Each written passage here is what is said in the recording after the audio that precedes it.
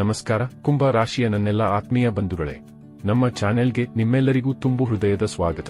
ಬಂಧುಗಳೇ, 2026ನೇ ವರ್ಷದ ಮೊದಲ 6 ತಿಂಗಳುಗಳು ಈಗಾಗಲೇ ಕಳೆದು ಹೋಗಿವೆ.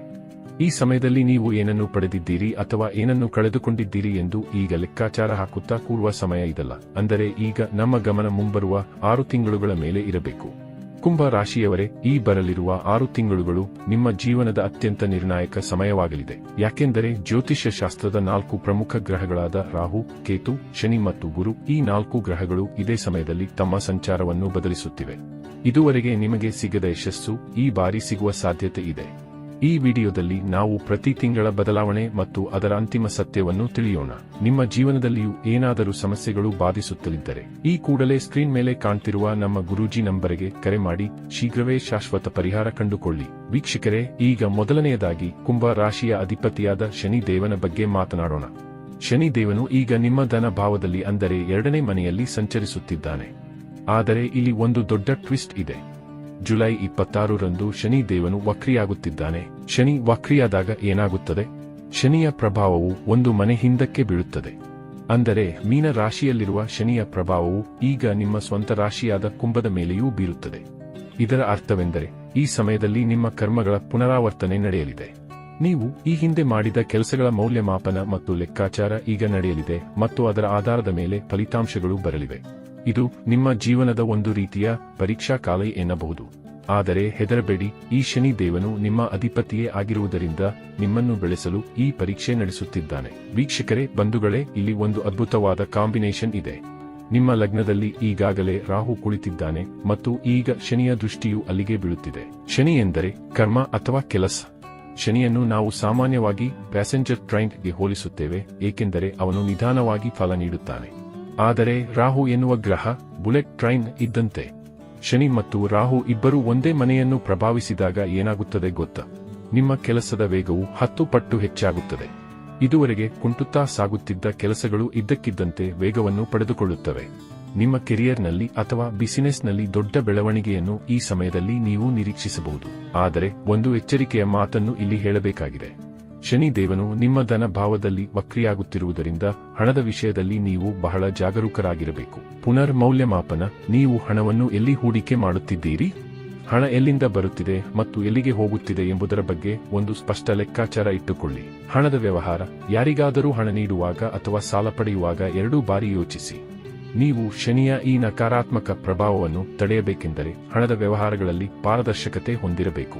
ಯಾವುದೇ ಹೊಸ ಹೂಡಿಕೆ ಮಾಡುವ ಮುನ್ನ ಅನುಭವಿಗಳ ಸಲಹೆ ಪಡೆಯುವುದು ಉತ್ತಮ. ಗುರು, ಬೃಹಸ್ಪತಿಯ ಕೃಪೆ ಮತ್ತು ಕೆರಿಯರ್ ಬೂಸ್ಟ್. ಕುಂಭ ರಾಶಿಯವರೇ, ನಿಮಗೆ ಈ ಸಮಯದಲ್ಲಿ ಅತಿ ದೊಡ್ಡ ಬೆಂಬಲ ನೀಡುತ್ತಿರುವುದು ದೇವಗುರು ಬೃಹಸ್ಪತಿ. ಅಕ್ಟೋಬರ್ 31ರವರೆಗೆ ಗುರುವು ನಿಮ್ಮ 6ನೇ ಮನೆಯಲ್ಲಿದ್ದು ಅಲ್ಲಿಂದ ನಿಮ್ಮ ವೃತ್ತಿ ಜೀವನದ ಮೇಲೆ 10ನೇ ಮನೆ ದೃಷ್ಟಿ ಹರಿಸುತ್ತಿದ್ದಾನೆ. ದೈವಿಕ ದೃಷ್ಟಿ. ಗುರುವಿನ ಈ ದೃಷ್ಟಿಯನ್ನು ಗಂಗಾಜಲದ ಸಿಂಪಡಣೆಗೆ ಹೋಲಿಸಲಾಗಿದೆ. ಇದು ನಿಮ್ಮ ಕೆಲಸದ ಸ್ಥಳದಲ್ಲಿ ಶಿಸ್ತು ಮತ್ತು ನಿರಂತರತೆಯನ್ನು ತರುತ್ತದೆ. ಬಡ್ತಿ ಮತ್ತು ಯಶಸ್ಸು. ಕೆಲಸದಲ್ಲಿ ಬಡ್ತಿ ಅಥವಾ ಸಂಬಳ ಹೆಚ್ಚಳದ ಅವಕಾಶಗಳು ಈ ಅವಧಿಯಲ್ಲಿ ಹೆಚ್ಚಾಗಿವೆ. ಕಡಿಮೆ ಶ್ರಮ, ಹೆಚ್ಚು ಫಲ. ಶನಿ ಮತ್ತು ಗುರುಗಳ ಒಟ್ಟು ಪ್ರಭಾವದಿಂದಾಗಿ ಇದುವರೆಗೆ ನೀವು ಪಟ್ಟ ಕಠಿಣ ಪರಿಶ್ರಮಕ್ಕೆ ಈಗ ಪ್ರತಿಫಲ ಸಿಗುವ ಸಮಯ ಬಂದಿದೆ.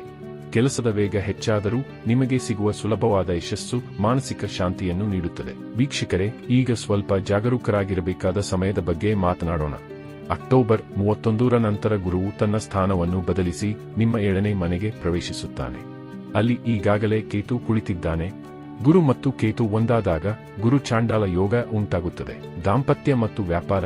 7ನೇ ಮನೆ ಮದುವೆ ಮತ್ತು ಪಾಲುದಾರಿಕೆಯನ್ನು ಸೂಚಿಸುತ್ತದೆ. ಈ ನವೆಂಬರ್ ತಿಂಗಳಲ್ಲಿ ನಿಮ್ಮ ಸಂಗಾತಿಯ ಜೊತೆ ಸಣ್ಣ ಪುಟ್ಟ ಜಗಳಗಳು ಅಥವಾ ಅಸಮಾಧಾನ ಉಂಟಾಗಬಹುದು. ವ್ಯಾಪಾರದಲ್ಲಿ ಎಚ್ಚರ. ನಿಮ್ಮ ಬಿಸಿನೆಸ್ ಪಾರ್ಟ್ನರ್ಗಳೊಂದಿಗೆ ಭಿನ್ನಾಭಿಪ್ರಾಯ ಮೂಡದಂತೆ ನೋಡಿಕೊಳ್ಳಿ.